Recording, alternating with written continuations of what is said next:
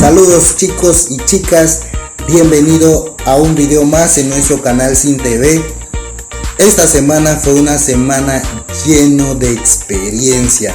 Estuvimos en las 3 regiones de la comarca Nuevo Buglé, la región Codri, Nedri y Ñocribo, con el objetivo de hablar sobre nuestro canal Sin TV y la oportunidad que nos podrían dar para grabar contenidos interesantes en estos lugares y así educar a la generación a través de la red, que es nuestro objetivo, desarrollar videos de culturas y tradiciones de la comarca Nuevo Buglé. También tuve la oportunidad de transmitir el debate en Llano Tugri. Eso fue gracias a la invitación del profesor Dionisio Ábrego, la licenciada Lisbeth Miranda y César Salazar. Estoy muy contento porque las personas en Nedri y Codri aceptaron nuestra idea.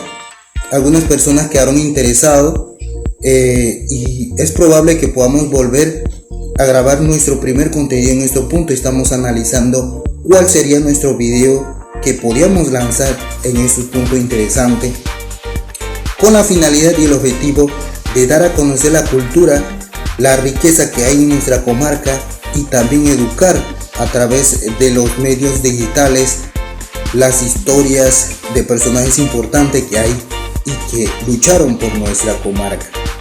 Así que muy pronto estaremos regresando en esos lugares. Estamos analizando qué contenido vamos a desarrollar, así que no olviden compartir nuestro contenido. Vienen muchos videos interesantes, amigos.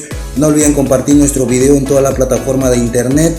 Estamos como Sin TV Canal Indígena Nove en Facebook, Sin TV Canal Indígena Nove en YouTube.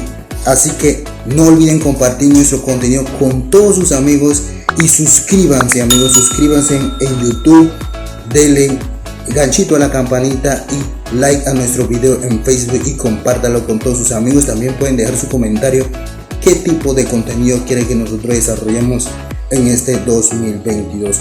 Saludos amigos y nos vemos en un próximo video.